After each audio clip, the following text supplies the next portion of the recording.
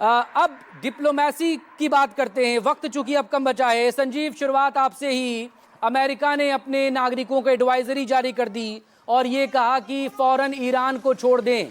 आगे क्या और बड़े हमले हो सकते हैं? एक और बड़ी बात, खुद चूंकि ट्रंप ने अपने एक्स पोस्ट पर लिखा है कि प्रेसिडेंट पुतिन ने, यानी कि रूस के राष्ट्रपति व्लादिमीर पुतिन ने वेरी नाइसली विश किया है, बहुत अच्छे तरीके से उन्हें अपने बर्थडे की बधाई दी है।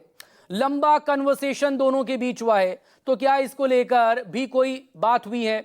जो पश्चिमी एशिया में इस वक्त हालात बन रहे हैं, ईरान और इजराइल ने जो फ्रंट खोला हुआ है, और चूंकि G7 समिट का जिक्र भी हो रहा था, क्या यहां पर इसको डिस्कस में लाया जा सकता है कि कैसे डी एस्केलेशन के लिए राजी किया जाए, कैसे अब हालात को नॉर्मल किया जाए? संजीव, पहले आप। देखिए, दुनिया के सभी बड़े देश आज की तारीख में कनाडा में अल्बर्टा में जमा होंगे G7 की बैठक के लिए, और सभी बड़े देशों का एक ही मंतव्य है, और वो जो है वो ये है कि ये युद्ध जितनी जल्दी हो सके उसे ख़त्म होना चाहिए। चीन, जो कि दूसरे खेमे का बड़ा देश है, वो भी यही चाहता है, रूस चाहता है। तो आखिर क्या वजह है कि सब लोग चाह रहे हैं कि युद्ध खत्म हो जाए, और अभी भी ईरान और इजराइल लगे हुए हैं? दरअसल बात यह है कि एक लिमिटेड ऑब्जेक्टिव के साथ इस युद्ध को शुरू किया गया था इजराइल के द्वारा, और शुरू क्या किया गया था, करवाया गया था, क्योंकि पश्चिमी ताकतें भी ये चाहती थी कि जो परमाणु संयंत्र हैं ईरान के, वो न्यूक्लियर एनरिचमेंट में उस सीमा तक नहीं पहुंच पाए ताकि वो बम बना पाए, न्यूक्लियर बॉम्ब्स बना पाए, और उस लक्ष्य को हासिल कर लिया गया है।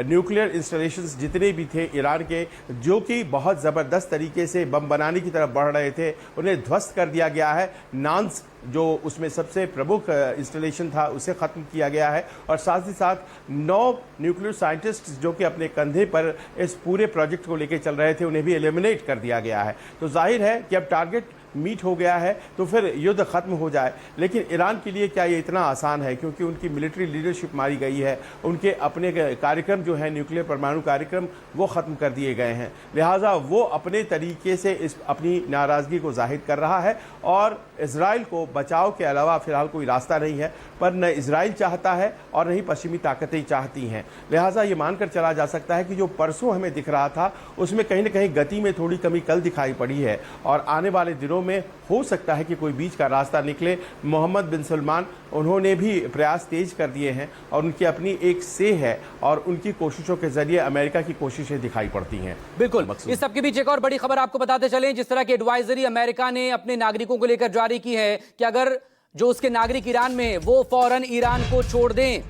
आगे और क्या कुछ बड़ा होने वाला है, क्योंकि नेतन्याहू और इजराइल की तरफ से साफ किया गया है कि अब तेहरान जलेगा, और इसके बाद अटैक हुआ था बड़े पैमाने पर ऑयल रिफाइनरी को निशाना बनाते हुए। और ये तस्वीरें भी जरा आप देखिए कि कैसे बैक टू बैक अटैक्स दोनों की तरफ से हो रहे हैं। अटैक्स के बाद रिटेलिएशन भी हो रहा है ईरान की तरफ से, और ये तस्वीरें बताने को काफी कि दरअसल इस वक्त हालात क्या हैं। और कर्नल मिश्रा,